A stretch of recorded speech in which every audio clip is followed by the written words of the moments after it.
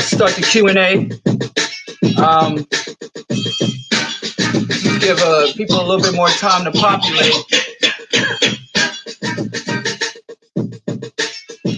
No tea.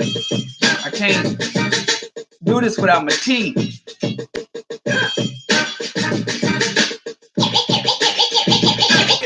I know it's been a minute since Q&A with Bro Diallo, and I apologize. Times are harder boulevard.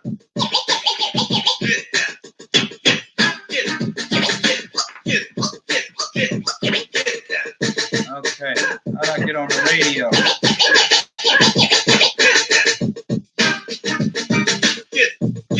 All right, let's fade the music and get a sporadic Q&A session for my listeners, again with the radio show, Venezuela.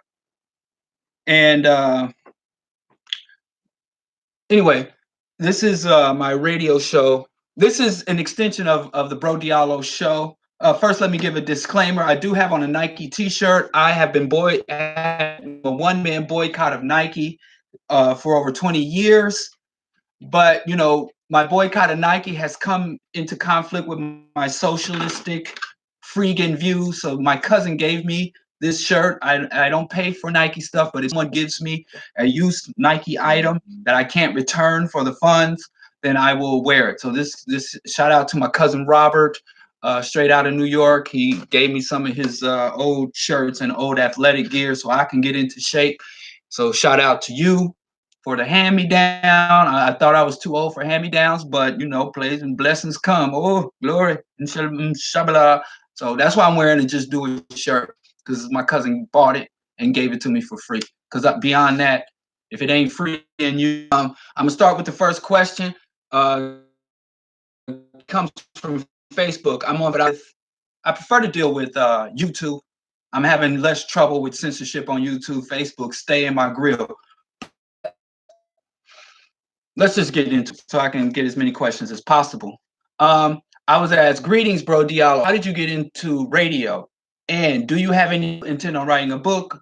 That's the easiest one to work on. And I'll give you some insights onto to my research and what I'm writing. But the way I got into this by the name of Ian Biddle, a progressive politician and local activist in Milwaukee, called me into 0 to 100, his radio. Eventually called me in for an interview and then invited me to be a co-host. And as I was co-hosting his show and he went off the air, Q4 radio me and said, because when he went off the air, I was anticipating on going off the air because I was basically co-hosting for Black Star, the Underground King, aka Ian Biddle, aka Milwaukee activist, but he had other obligations. He was anyway, Q4, John over at Q4 said, well, since we're losing Eon, would I be willing to take this? And I said yes, and that's how it was. I never really intended on doing radio, but, you know, I understand how crucial progressive media, Pan-African, uncompromised. So I've always listened. I've listened to, let me see if I can brace this so it stop shaking. I don't want to give y'all no. Okay. Anyway, long story short, that's how I got on. I'm writing a book, Rational Revolution, but yes, I will have a book out before the summer. But I'm pulled in a lot of different directions, so that's my anticipation. Next, I was asked about my thoughts on Venezuela by Ron Williams. What's going to happen in Venezuela? I don't know what's going to happen in Venezuela. Venezuela is taking a lot of cues from Cuba. What prevented Cuba from being invaded like Haiti was and occupied like and disrupted by economic hitmen and jackals was its allegiance with the Soviet Union and the weapons and support that the Soviet Union. And so Cubans had what they call a nuclear deterrent and was able to have a détente. They were not able to stop the illegal, vicious sanctions, but the U.S. was prevented from direct attack. After the collapse of the Soviet Union, Cuba went to China. So now Russia, the new Russia government, is supporting Venezuela, and it has some other allies, but many of its regional allies, which was Brazil, everybody but Cuba, really. Brazil, Chile, Cuba, they're also struggling. And with these coalition of countries were under what was called the Bolivarian Revolution. Basically, when the United States went from fighting communism to fighting terrorism, they changed their focus, and instead of getting Americans up in arms about communist guerrillas in the jungles of Latin America, they got us about Bedouin nomadic terrorists in the caves of Afghanistan. So the Bolivarians said this is an opportunity for us to rise up now that the U.S. empire has switched its focus. But then after they were basically fought to a standstill in the Middle East, thanks to the Iraqi insurgents and the ongoing resistance of the Afghani people, Palestine resistance, they decided it's easier just to pick on, harass, and murder Caribbean and Latin American and Central Americans. So they've pivoted back. So I think what's going to happen in Venezuela, I don't want to be pessimistic. I'd tell you what I'd like to happen. I'd like for Maduro to consolidate power. I'd like for him to become more aggressive in his opposition to the unpatriotic, treasonous elements. I'd like him to do like what's his name? Like Mao and Ho Chi Minh, to really nationalize the resources and take a more aggressive stance. Maduro's still allowing the right-wing media and the subversive, treasonous forces to operate within his country in the name of being a democracy. But I think he needs to stop trying to function like a democracy and start to function like a revolutionary state under siege. But I would like for the Bolivarian Revolution to succeed. I would like for Maduro to succeed. I would like for the Bolivarian Revolution to expand beyond Venezuela and to other nations. But their main problem is the illegal U.S. sanctions and blockade, and the economic hitmen and the jackals that are operating there, and the artificially suppressed oil prices. So.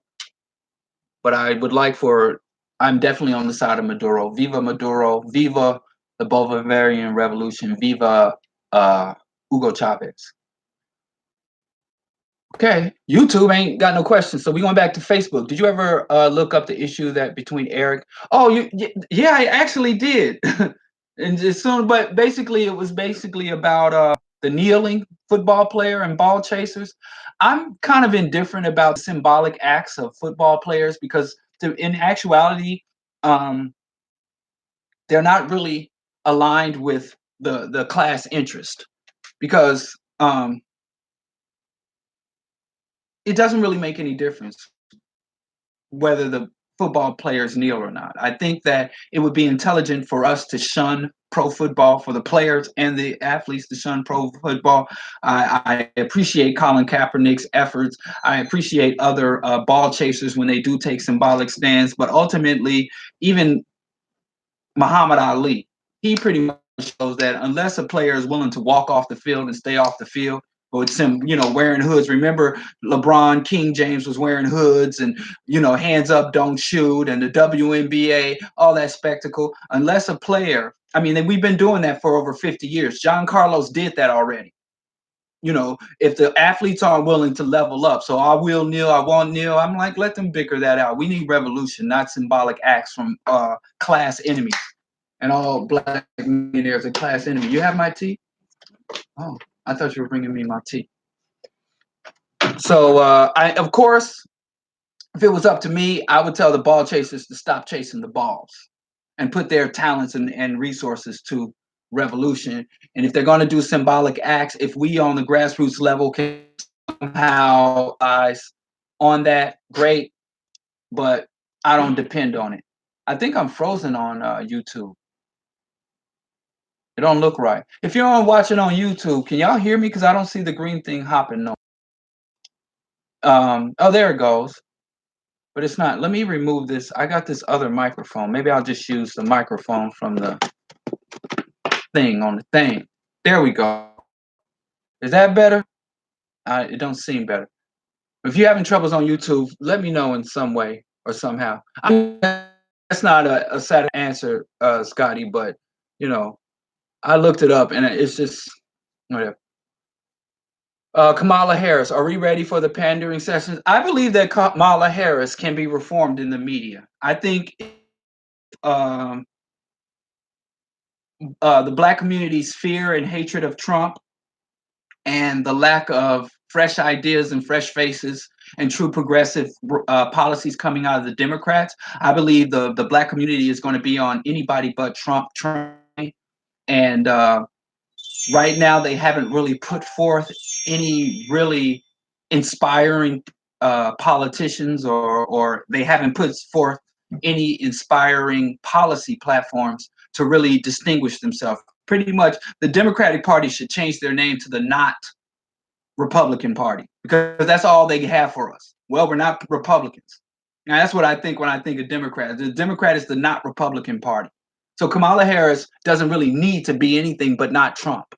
And she's going to pander. She's going to insult us. She's going to insult our intelligence. Well, and which I can't blame her for trying, because the Black community's political IQ is relatively low.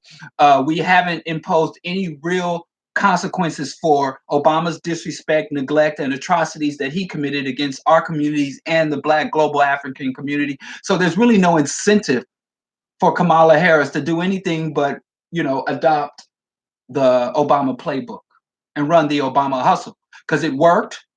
And so if it ain't broke, don't fix it. And I know there's a lot of chatter amongst us, the conscious community, about Kamala Harris and her history, but I don't think it's going to really stick. I think the media reform, I think the rebranding of her, the billions of dollars of donations she's going to get to reformulate. So unless there's a truly progressive candidate that emerge, we're going to have to pick between Cory Booker, Kamala Harris, or any of the other Negroes or neoliberal white people. And I'm telling you, I ain't voting for none of them MFers. I do. I'm just telling you right now, if I had to vote right now, I'd vote for Elizabeth Warren. And in actuality, I hope Elizabeth Warren unseats come out. But even if that happens, it's like I normally do, end up throwing my vote at the Green Party, which is also problematic. But hey, it's a democracy, and we gotta play our role as good citizens. Facebook is slow, I have both on. But you can hear me. Can you hear me on YouTube? Because I don't see the green dots moving when I talk. That shows that it's receiving my words. Why do people retroactively label revolutionary Black women as feminists? Chris Marshall asks, why do people no, it's not people, it's Black feminists mainly, and some white feminists, but most white feminists aren't that bold. But so it ain't just people, because I don't, you don't. But the question was, why do they retroactive? People run around saying that Harriet Tubman, Nana Asantewa, Sojourner Truth. They love saying Sojourner Truth. Ida B. Wells, who was basically shitted on. I be forgetting I can cuss. I spend so much time on the AM radio trying to follow FCC rules. I forget I can cuss. Ida B. Wells, who was shitted on what I call the proto-feminist, or the first manifestation of formalized political feminism, the suffragettes, shitted. That is my helpmeet that the Lord has sent to me to help me to be the good man. That's my helpmeet, that came from my rib, Dr. Mingo. But anyway, I digress. There's two reasons why Black women, heroic, revolutionary, resistance, abolitionists, educated, powerful Black women, have been retroactively branded as feminists. One reason is arrogance. The feminists are arrogant to think that any woman that challenges the established authority, especially the sexist elements of this established authority, even though there are many feminine and feminist elements of the racist authority, they ignore that and pretend like it's all patriarchy, but there are elements of matriarchy or feminine, toxic femininity. But they say any woman that resists the status quo is a feminist because they define reality. They have the power. So if you're fighting, then they will claim you. They will kidnap you, like they went into the to the native reservations and took their babies. So it's arrogance, because those women can't be self-determining. Those women can't define who they are. Their words that they wrote and the actions that they took don't speak for themselves. So everything that we know about our history and our ancestors has to come through a white filter, a white worldview, a white social theory. So that's why the white arrogance and many black feminists are using white arrogance, because when you adopt a white ideology like feminism, Christianity, capitalism, you start to have a white mentality. So it's legitimacy. Feminism has no legitimacy. Everyone that has risen to power starts to act just like a white man in the system. Every black woman that rises to power, Kamala Harris, Oprah Winfrey, Michelle Obama, and I don't remember this woman's name, the first Marine general in the history of the U.S. Armed Forces. Every time a black woman rises to power, they start by nature and structures of the institution, the black cops, the black judges, the black ministers, black women, when they come into the ministry, which used to be a big no-no, but when they come into the ministry, the woman-headed churches, just as much sexual exploitation and mind fuckery as in when the man heads the church. So feminism has no material legitimacy. What they claim to stand for and the outcomes that they produce are divergent, just like America. America's democracy and freedom and opportunity, what America claims to stand for versus what the real outcomes of America. So they have to go out and get real freedom fighters, real revolutionaries, real transformative women and label them feminists in order to bring, because if they name real feminists, Margaret Thatcher, Gloria Steinem, who's that? What's that lady's name? Golda Meir, and all these other women, or Oprah Winfrey again, these women, what's her name? Alice Walker. So the women that claim the feminist model, if they were the only feminists, then it would lose legitimacy, because they were like, these women are classist, often racist. They are not for social justice and transformation. They just want to integrate into the corrupt system and elevate within the corrupt system, not to dismantle the corrupt system. So arrogance and the need for legitimacy is why they do that, Chris. Let's see if I can tighten this up. Man, I ain't getting no love from YouTube. I hope y'all can hear me on YouTube. This is a long question. Why are black women jumping on the feminist train? Why are black women jumping on the feminist train without doing the research and how they were just used as pawns? Many black women are join. Well, there's a few reasons, but I can't really get into that. I have written, if you go to my Tumblr blog and you go to the archives and you put in feminism, all my writings on feminism pop up. So I'll just try to say one thing and move on, because this is like your second question. All right. Many black women jump on feminist train is because black community has been consistently sexist, misogynistic, and patriarchal. And black women seeking relief from the sexism, patriarchy, and internal abuses and neglects and attempts at suppression that black men impose on them. So if you don't like black women being captured, anointing feminism, you don't attack the black women who become feminists. You critique them. You critique their analysis. You challenge their assertions, but you don't attack the women. You got to fight sexism. If you truly hate feminism, don't try to fucking dominate black women. Don't try to dictate. Don't try to be authoritarian. Abandon Christianity and Islam. Quit pretending like the woman is a helpmeet. Quit pretending like the woman came from your rib. Quit pretending that women are not as capable, intelligent, and worthy as men are.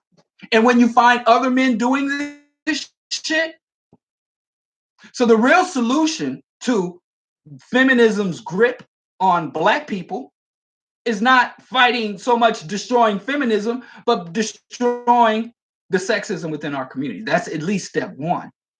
But we like to fucking skip step one and go to step 18.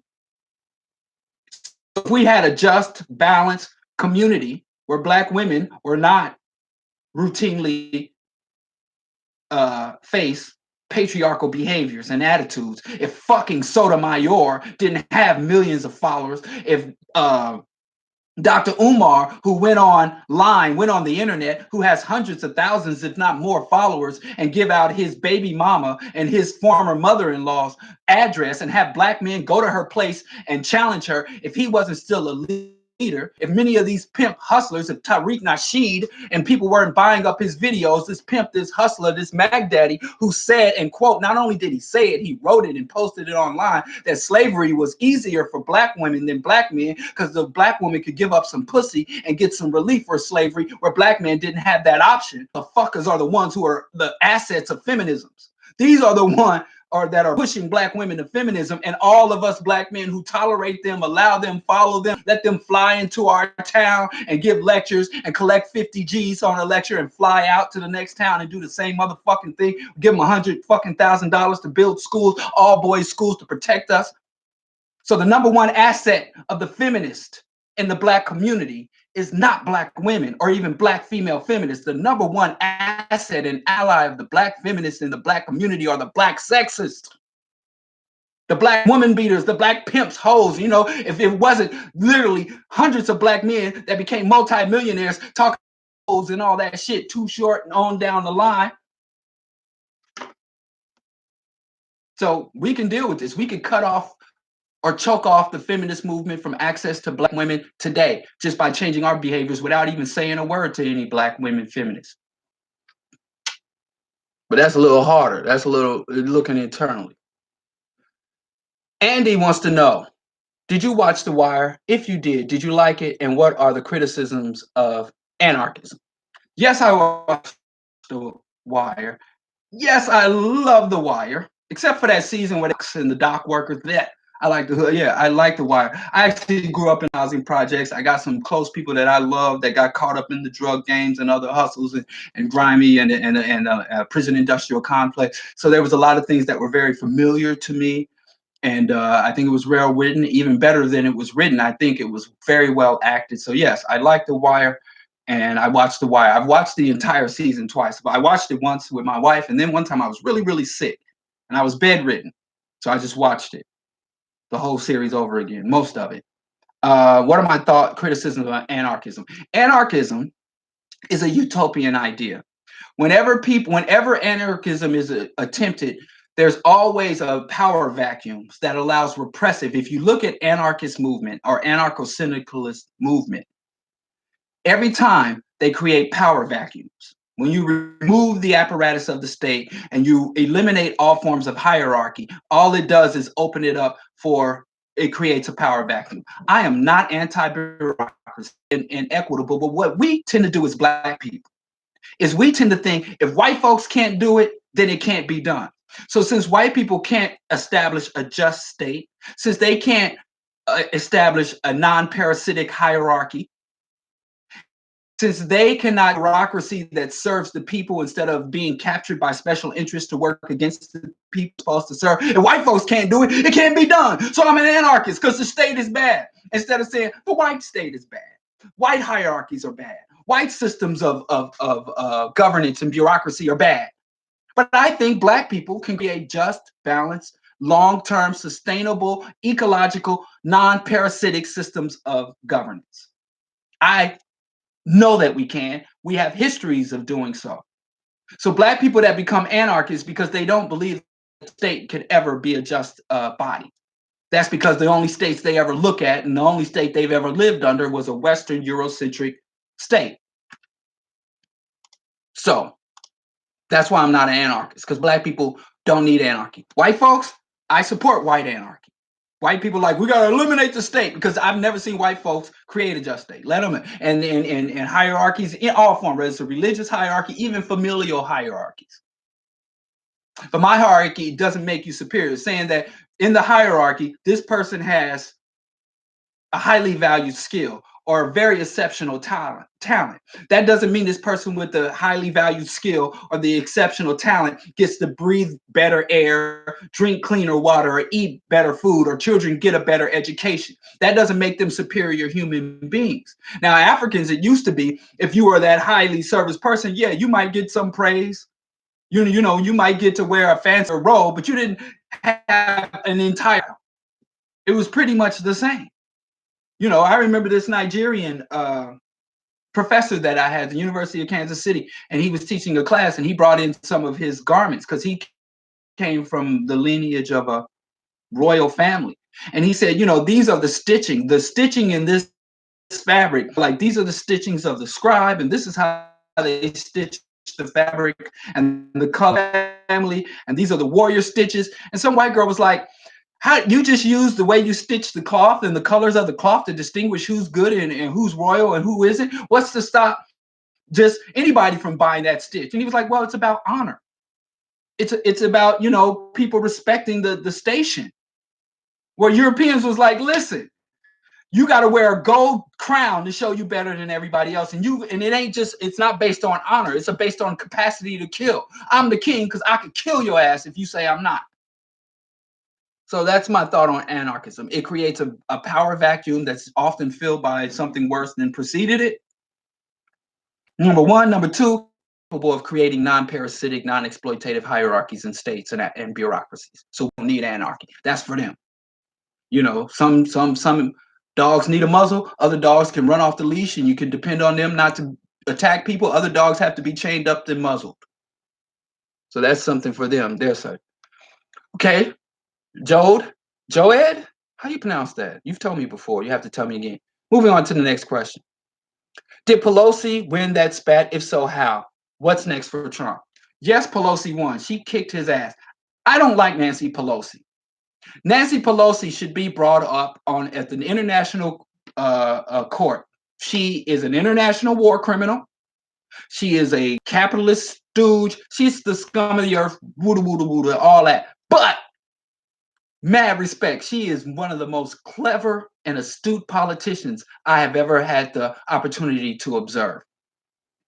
Even before the damn shutdown, they went and sat across from Trump in his office and got him to say, I claim the shutdown. It'll be my shutdown. Woo woo. They got him to stamp his name on the shutdown.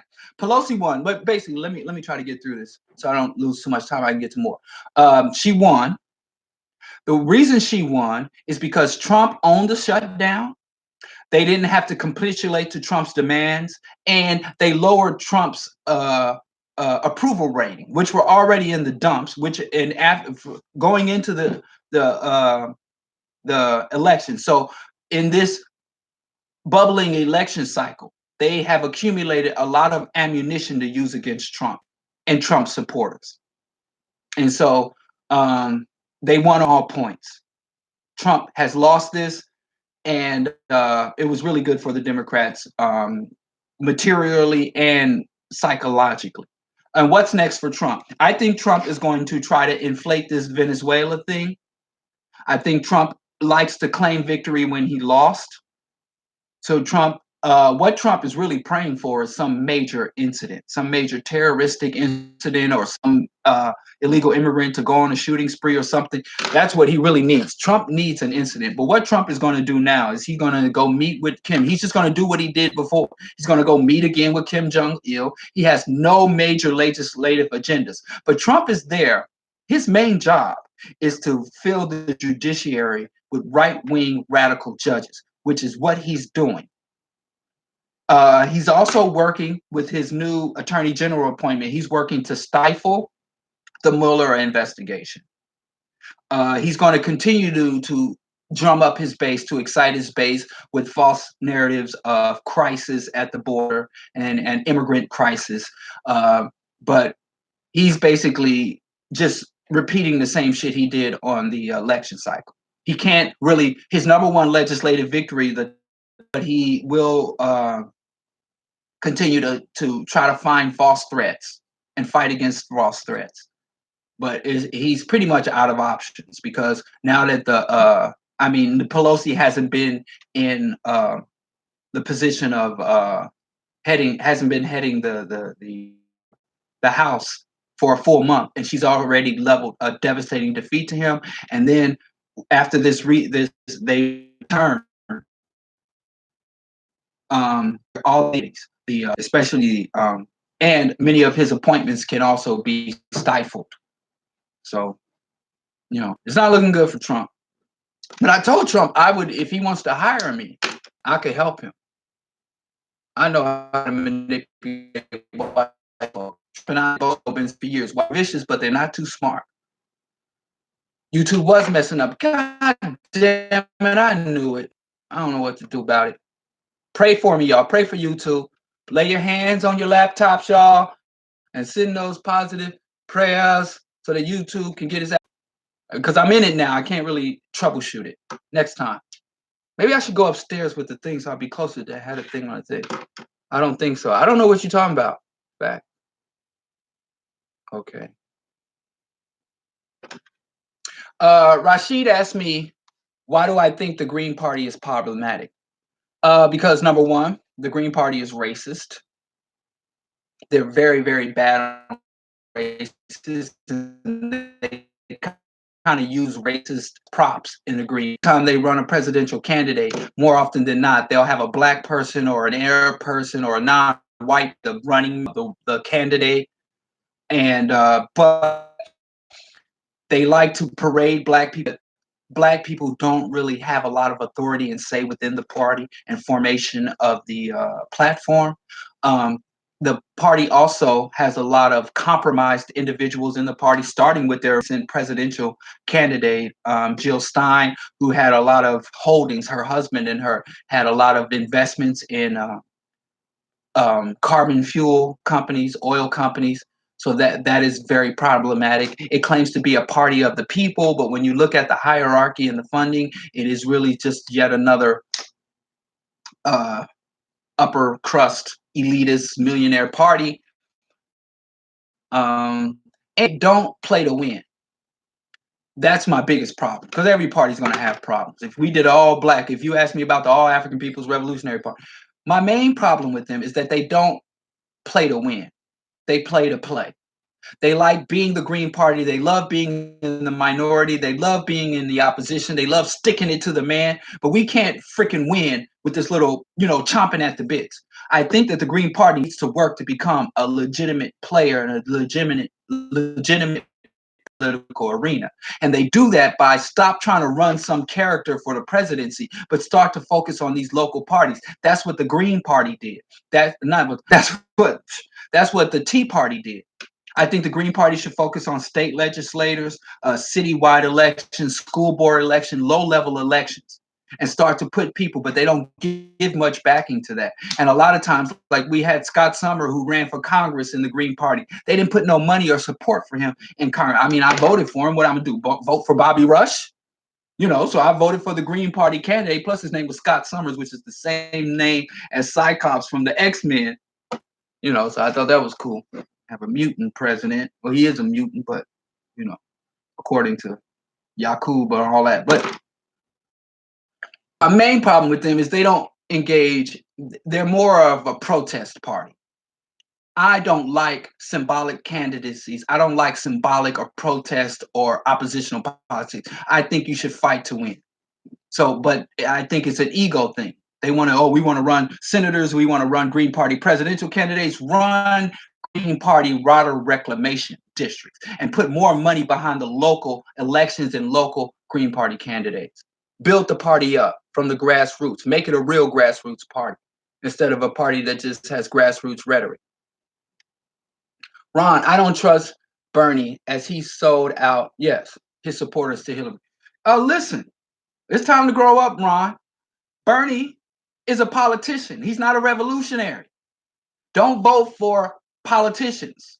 They'll always, like Gil Scott-Heron said, you can always depend on people and gravity because both of them will bring you down. Yes, Bernie sold out. Bernie's a politician. If I was a politician, I'd do the same thing. You make these lines, politicking. You got to politic. You don't want your politician to politic. Don't look for purity in your politics. Kwame Ture said we can never compromise our principles. But tactics, strategies, methodologies, that shit is going to be changing daily sometimes. So don't crow Bernie. You don't want Bernie. We don't need Bernie to be pure. That's what the oppressors understand. They didn't give a shit that Trump got spanked by a porn star. They don't give a fuck that Bill Clinton got a blowjob in the Oval Office. Who gives a shit? Do you perform? Here's our legislative agenda.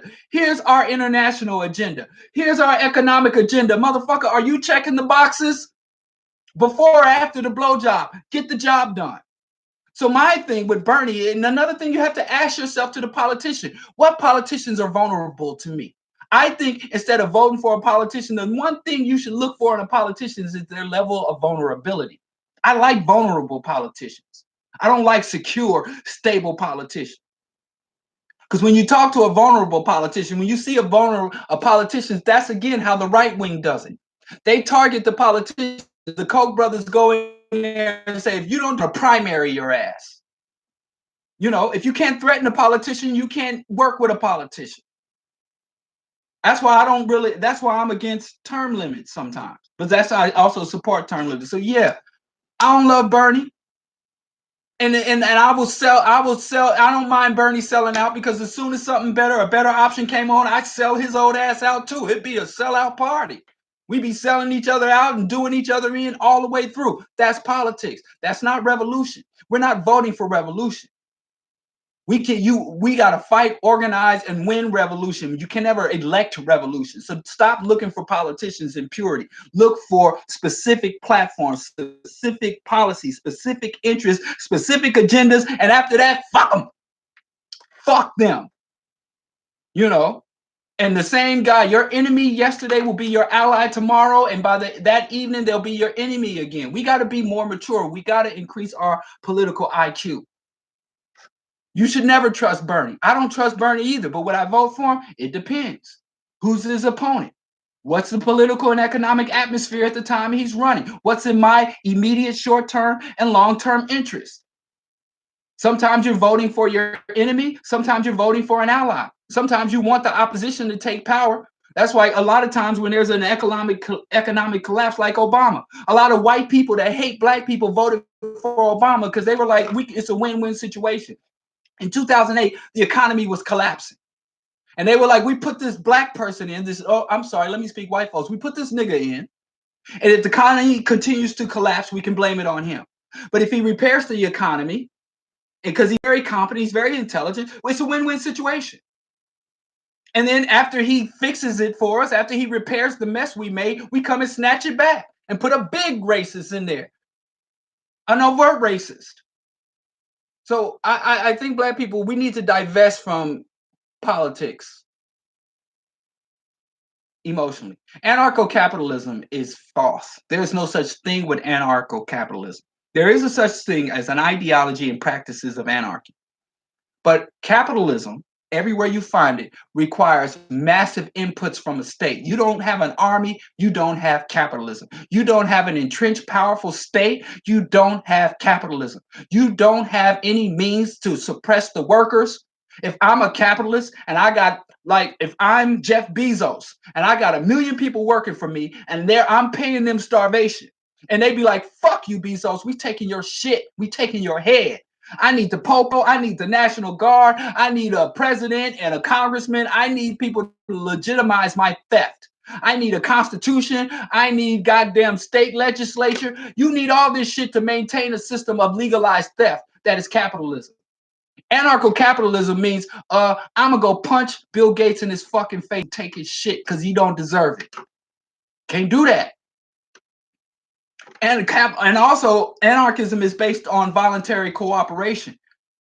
People don't voluntarily go and give their labor up to somebody and take their shit. So even in capitalism, you need desperate people. You need economic insecurity. You need scarcity.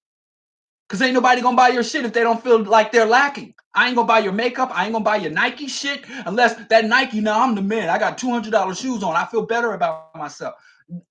Anarchism subverts all that. So there's no such thing as anarcho-capitalism. That's a myth. Even though I don't think true anarchism could work, at least it exists. Anarchism exists, but I don't think it'll work.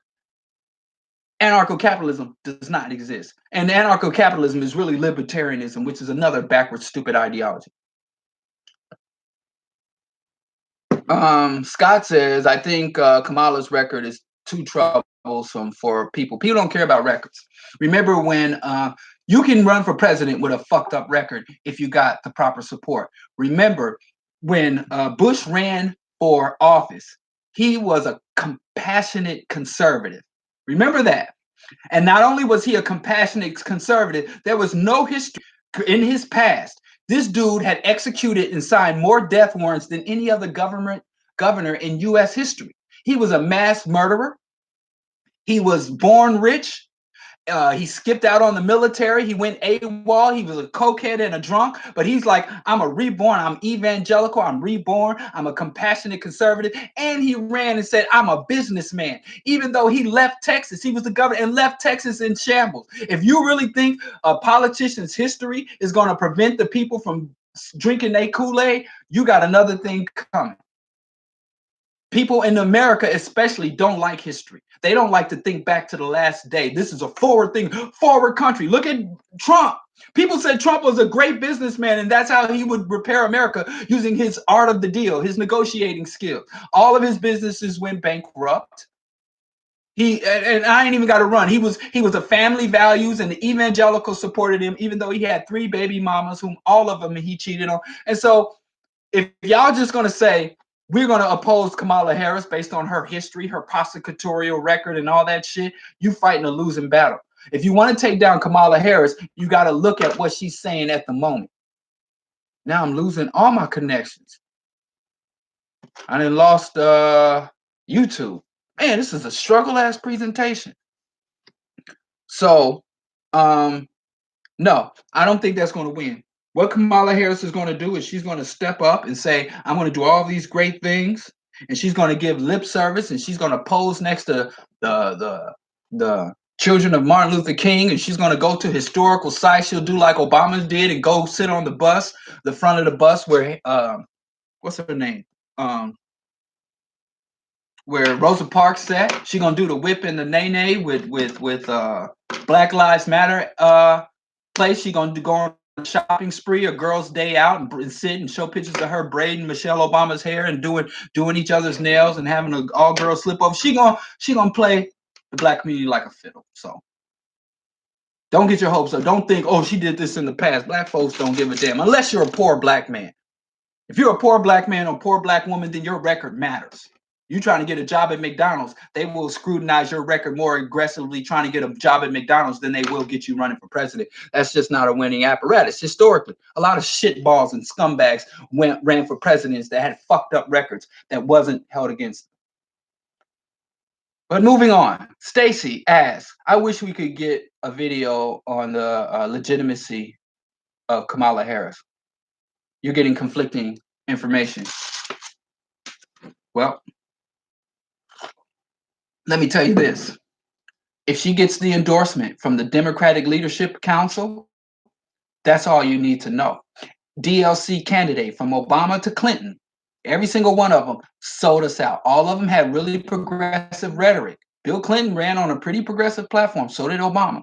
If it's a DLC, that means they're a corporate libertarian. Another thing you'll know. So regardless of what you know about her or not, you ain't even got to look back. Just look forward. Stacy, just look at who's endorsing her. Look at who's funding her. One of my movements, I support reparations for African people. The DOS is basically saying that we're going to tie the destiny of African. Let me tell you, I've done a couple of shows on DOS. You go on YouTube and you can find. I was with China Fox and Chris, and they went to see Yvette give her speech. And we talked about that. I also did Pan-Africanism or Perish after came out. Yvette came out with that video called Pan-Africanism is Dead.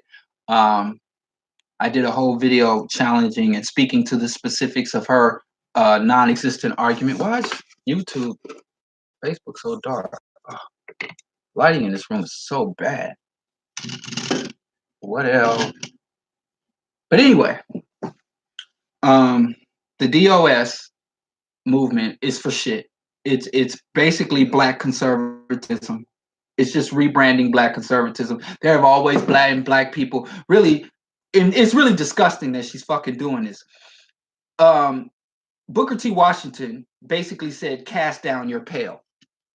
That was his philosophy. Booker T. Washington said, we can hope for nothing better than whatever America. America's our best and only option. So he just acknowledge where you are and cast down your pail. You don't want to go backwards to slavery, but don't think you can go forward to African revolution or bringing down America. So you cast down your pail where you are. And you try to bring up and gain as much as where you are. You're stagnant, you're stuck in that position, and you do. So all Yvette did was modernize Booker T. Washington's failed ideation, failed methodology. That's all the fuck she did. She ain't even original. And she's such a scumbag, she can't even give Booker T credit. That's like saying you Pan-Africanism and you don't ever mention and you don't give credit to Marcus Garvey or Wilmot Blyden, or Dr. Clark. So she's just rehashing an old ideology. And then she has the nerves to talk about people like Kwame Ture and other Pan-Africanists saying that they are obsolete. But she's got an older, more obsolete ideology that she's pushing that has been proven to fail. So I think I have nothing good to say about DOS. It's another scam. It might bring her riches. If she doesn't get paid off of this DOS thing within the next few years, she'll be running some other hustle. She was running hustles with and now she's running another hustle. She might be find Christ or go into gay conversion therapy. I don't think this woman is principled. I think she sell anything to black folks that she thought we'd be willing to buy, whether she believes in it or not. And that's why even her DOS ideology, she consistently changes it up. Oh no, it doesn't mean this, it means that. Oh no, we don't want to do this, we want to do that. So she's a con woman, and not a very good one. Moving on. Man, y'all be writing some essays on here. Okay, I'm gonna move on, ML. Try to keep your questions to 1 to 2 sentences. Why does African spirituality get all the credit for the Haitian Revolution? Another good question from Chris. The reason Black people want to pretend that there were some supernatural forces in the Haitian Revolution is it absolves us from doing what we got to do. If I say the first liberated, democratic, socialistic republic, the first nation in the history of humanity to be established by self-liberated enslaved Africans, if I say that was done as a result of organizing, subversion of the system, armed insurgency, guerrilla warfare, internal discipline, willingness to sacrifice, rejections of the oppressors. If I say what really fucking allowed Haiti to get free, then I claim I love the Haitians, then you can look at a lot of people and say, y'all motherfuckers claim y'all love the Haitians, but y'all ain't doing a goddamn thing that the Haitians did. But if I promote the lie that there was some supernatural element, Haitians were just toiling away in slavery until some divine force, some ancestral realm type intervention came and freed us, then that absolves me. So now, since the Haitians waited on supernatural powers to free them, then as soon as I get my supernatural powers, I can get free too. But in reality, we have more resources at our disposal to liberate ourselves than the Haitians did, but we do less. So the reason people like to say shit is supernatural or spiritual when it wasn't is because that frees them up from taking responsibility. That frees them up and prevents them from being exposed as the hustlers and the fakers that they are. That's why. It's the spirit. Oh, so let's wait on the spirit. Oh, we got to wait for the African spirit. Or instead of subverting capitalism, instead of building party, instead of engaging in communal and cooperative economics, we just got to build shrines and wear certain clothes and give certain offerings and evoke certain Orisha and Yemaya. And it's real beautiful stuff, really interesting. Don't threaten white people. It don't threaten the system, and it doesn't help us collectively move towards liberation. All it did is to give you some transient comfort.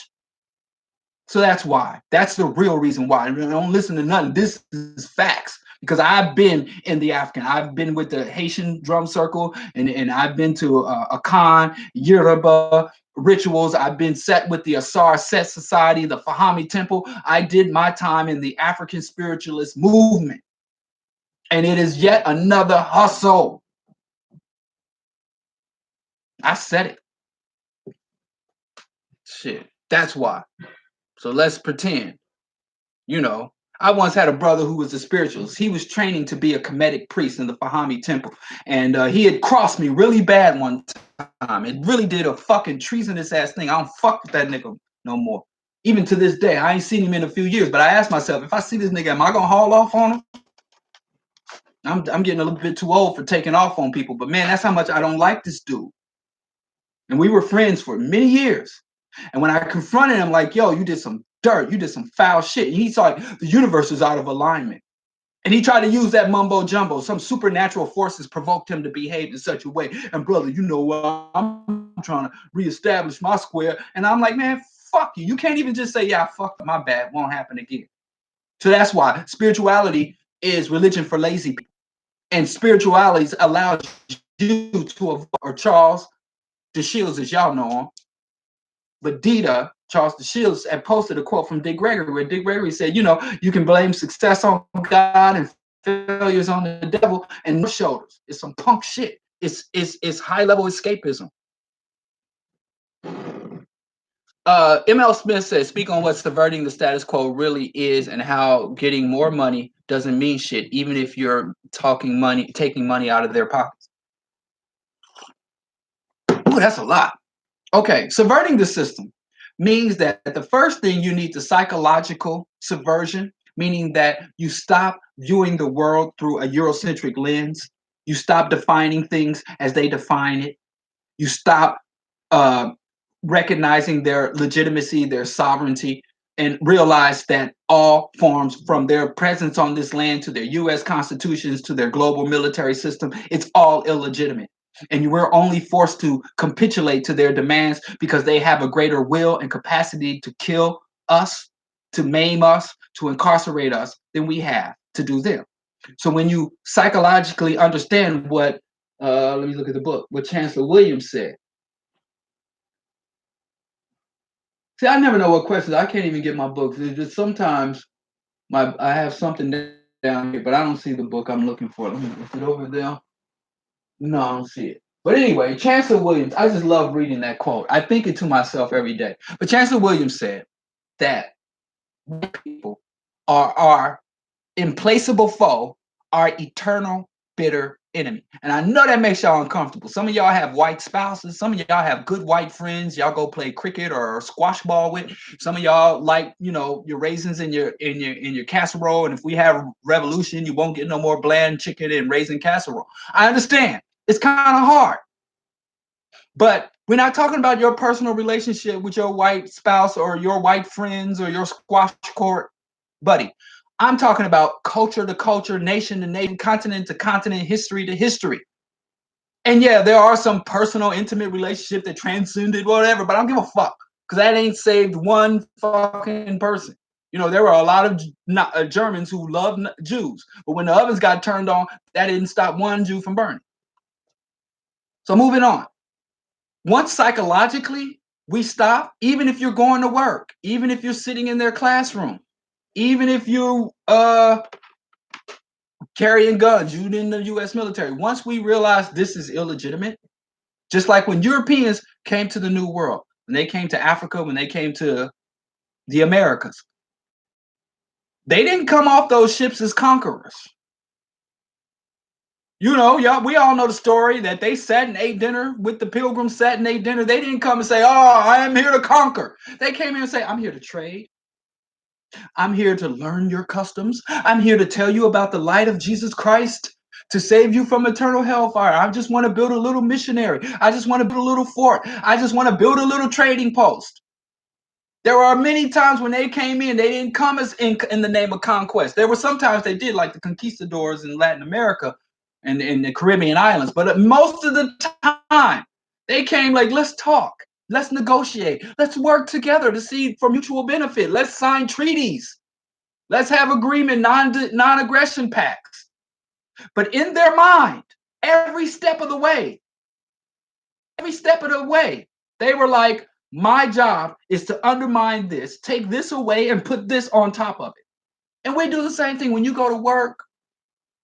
When you sit down and watch the Super Bowl with your coon and watching those dudes chase them ball.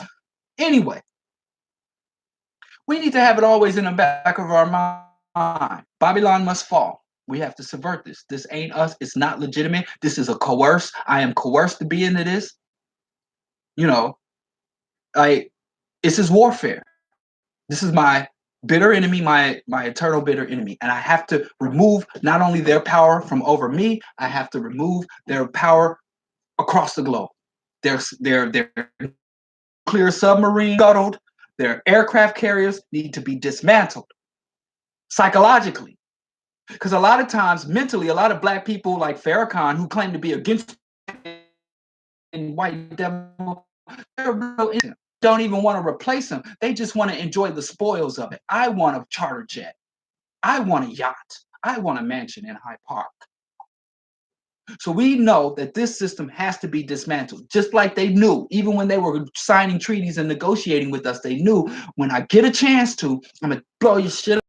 Develop an African worldview based on African social theories, as Bobby Wright instructed us, then the actions become clear. We'll know how to structure everything from our intimate personal relationship. It will inform how we raise our kids. It will inform how we engage in commerce. When we do bring resources, when we go off to their schools and gain new skills, or when we go off to their jobs and earn a little money, when we bring it back to our homes, back to our communities, back to our organization, we'll know how to amass those resources and redistribute them. Now, the specific acts of subversion is different. Like here, I think, like in Chicago, what I would tell Black people, first thing we could do is do a bloodless coup of the Democratic Party. We could take over the full apparatus and structure of the Democratic Party. Number two, begin to delegitimize the church because that's the most powerful institution in Black Chicago. Is these goddamn no good, child molesting, money stealing, faking, foreign freaking preachers. Man, that's why I'm just isolated. You know, I met with a few preachers. They try to bring me in on the hustle. I'm like, man, this is just a dead end street. And some people like, it don't matter if we're going down a dead end path as long as we're in a Bentley or a Lexus as we go down that path. That ain't me. So that's the first step. But there are many other steps for subversion. But depending on whether you live in rural America or urban America, whether you have a formal education and degree or you have no formal education, it takes many different methodologies. But once you have that mentality, the specific acts. Now, I can go, maybe I'll do a show on specific, but I actually did 3-series show on rational revolution that I talk about specific things we can do depending on where we're located. I hope that answers. Every time I answer a question, I think it's so inadequate, and I apologize for. I hope that at least the answer starts you on the path. Michelle Obama, is she a female or a male? Prince Ali. See, this is kind of shit. Now he just by posting that question, he done sent another half dozen Black women over to feminism. But let's play along. This is Q&A, so there's no such thing as a stupid question. Yes, there is, and this is a stupid question. Michelle Obama is a female. Her chromosomal makeup is XX, not XY. She is a woman. I can't say I fully believe the story of transgender. However, it brings the question mark. Could it be a lie to bring down? Oh my God. Yeah, let me take that back. I have to do a retraction. This is a really stupid question, but Ali, and I'm sorry. I'm not calling you stupid. I'm just saying your question is dumb as fuck. But Michelle is a woman. She's not a transgender woman, but a born woman, or whatever the technical term. She's a cisgender, gender conforming female woman. The lie that she was a woman and creating bulges in her dresses and shit was some right-wing racist shit. And a lot of pro-Black militants really love the right-wing racist media. They love that Alex Jones fucking hidden hand, behold a pale horse, New World Order propaganda bullshit. Dice, because the machoism embedded within white nationalism is very attractive to Black men. Black have very fucking fragile and damaged egos. And instead of rebuilding their ego through progressive, constructive, pan-African development, they try to rebuild their ego through hostile, destructive, misogynistic Western value system. And could, if Michelle was revealed to be a transgender woman, could it bring down the Black family? No. Even if Michelle Obama was, which she isn't, a transgender woman, it would not fucking destroy the Black family. And if the Black family was so fucking vulnerable and so easy to bring down, anything that fucking wicked should be brought down. If gays, if single mothers, if Black men wearing tight jeans and dresses could bring down the Black family, then the Black family should be brought down. Fortunately, none of those things bring down the Black family. In fact, a lot of these gays and transgenders are out here fucking bringing care packages, helping single Black mothers babysitting and contributing to Black families and members of Black families. If the Black family was that fucking fragile, it should be brought down. But it isn't, fortunately. Here's the thing. If you're buying a house, even if you think it's because when we were searching for a house before we became, as Chris would call us, condo Negroes, when we were shopping for a house,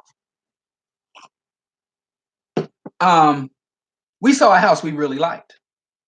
It was very well within our price range. It had several stories and this balcony. I thought I could, man, when we buy this house, I can go stand on that balcony and look introspectively off the edge. But the house was unstable. And the best thing you can do when you have a property or a structure that is so unstable is to tear it down. Because an unstable structure, as people go in there, it'll collapse on them and hurt them. So what they do is they tear down houses that when they reach a certain part of decay. And that is for the benefit of the people. Huh? What? Are you serious? Are you going? I mean, obviously. Oh, yeah, this is supposed to be low key. My secretary just passed me a note. You fired. You're fired. Get out of here. This is my show. I don't come to your classroom. I don't come to your classroom and bore your students. Go get some fresh burger. You want me to go? Well, who's gonna make the fresh? I gotta talk to the people. Diallo, it's been more than an hour. I said 1 hour, right? Yeah. No, it's not. It's 8:54. You interrupted my show. Next time you got class, I'm gonna come in there and let me tell you something. I'm gonna cut my hair. I'm gonna shave. I'm gonna put on some slacks, and I'm gonna walk in there. Come on in, Romo. Everybody likes Slim Shady. Slim Shady. This is my son, Soldier Slim. Don't throw up no gang. I want people to think I'm a good father. Get out of here, man. Are you gonna go to the bed? Yes, I'm just finishing up the show. Y'all don't respect nothing I do. I'm gonna come to your job and your little friends. You have to find us. I'm gonna put on a pair of your tight jeans. You have to find us. And your drippy sweater. And I'm gonna come in there and dab. I'm turning off the. I'm gonna embarrass everybody. I'm turning off Vengeance. The grease. See, that's why I need to. Somebody give me Dr. Umar's number. I need to figure out how to dominate and be the power in my Black family. Anyway, I have to go out and make a run because she can't make dinner. And we were out all day running errands. And instead of buying the food we need for dinner, she's out bingo games and little board games to play with the kids. Erica. Shoot, I'll tell some tea. Y'all want some tea? Some real tea? Anyway, I'm sorry. Knock me off my square.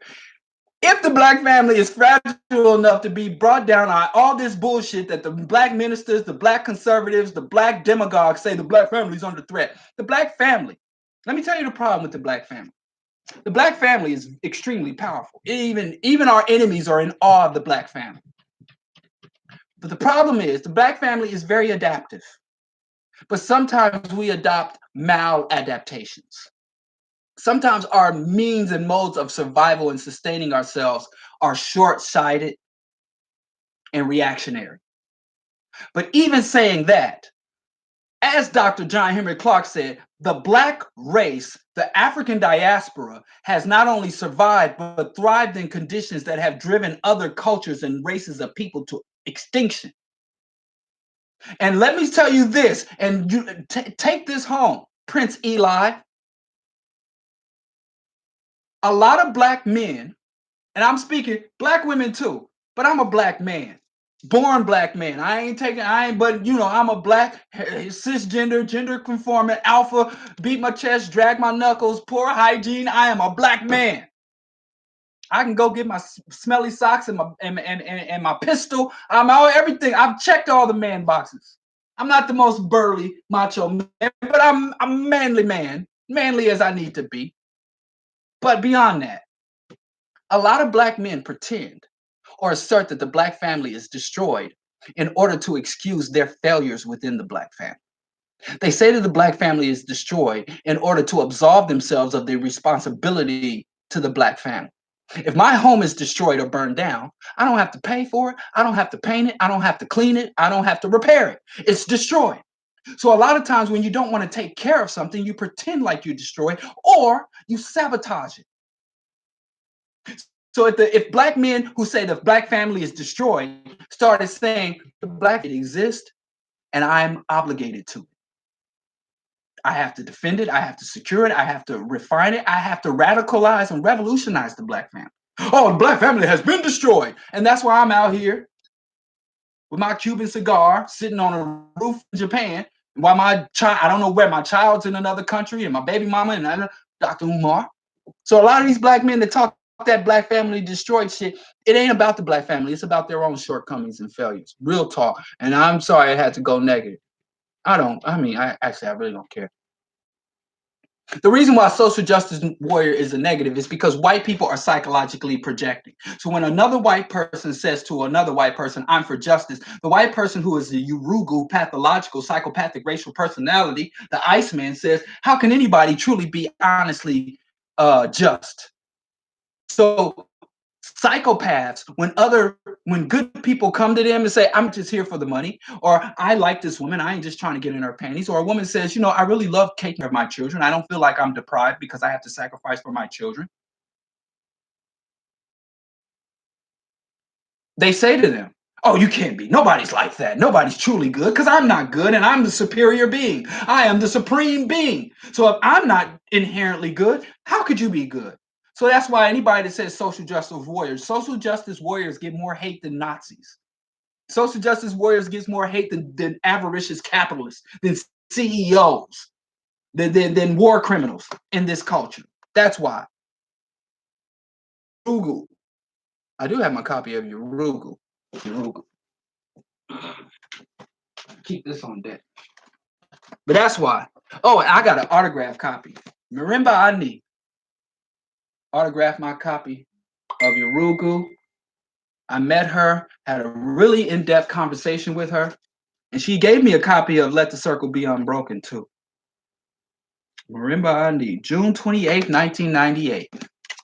But yeah, sometimes I wish I could buy 2 copies of a book so I could keep one in preservation and one that I could tear up and mark up like I do my poor books. The pages get all discolored and stuff, but I ain't got it like that. If y'all give me some of that Umar money, I could buy 2 copies of every book. But anyway, I got to get off of here. Hold on me. I got to get off of here because I got to go out into the cold. Because instead of buying the ingredients she needed for dinner, she went and bought a bingo game. Erica, instead of buying dinner, you bought a bingo game. No, I'm not online. I've already logged off. I'm coming. All right, you coming with me? All right. Anyway, I gotta go. Yeah, I told a lie. I'm signing off. I can't get offline unless I play my my theme music for the Q&A. Anyway, I'm sorry if I didn't get to your questions. I'll try to do the Q&A. I don't know what happened to YouTube. If YouTube didn't work, I'll see what I can do next time. But let me put on the outro music.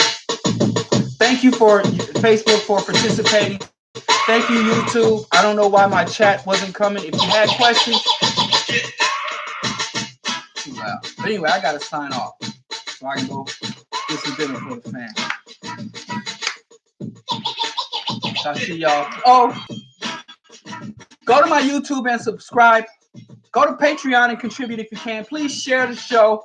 Please help to get it out. I'll be on the air live and direct Monday morning show, Q4 Radio, AM 1680, iTunes, TuneIn app, and of course, q4.org. And you can find all of my shows, my radio shows, archived at diallokenyatta.com, plus blog posts, uncensored blog posts, kind of stuff. I can write stuff on my blog, on my website that'll get me suspended off of Facebook. I'm gonna see if I can do a full year of non-suspension off of Facebook. So again, put your hands on the computer and send a positive vibration and prayers so that Brother Diallo no longer gets suspended for my hate speech, will go out to the world, and Mark Zuckerberg will get off my jammy.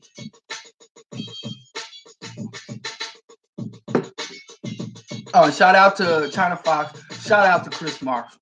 Wonderful allies. Horrible people, but wonderful allies. Anyway, I'll see y'all, or y'all hear y'all. Either see or hear, see and hear y'all. Oh, you still on here, Chris? Damn. You got a question too. Oh, you keep asking me about StarCraft. I was supposed to put together a statecraft. I said StarCraft. I'm supposed to put together a statecraft reading list. I'll do that, Chris. Be patient with me. Again, inshallah, I will do this. When the spirits and when the ancestors move me to fulfill my obligation, I will. But if I have not yet fulfilled my obligation to you, Chris, to do this statecraft reading list, it's because the ancestors did not want that for you for now. But I gotta go. I'm about to get divorced behind y'all.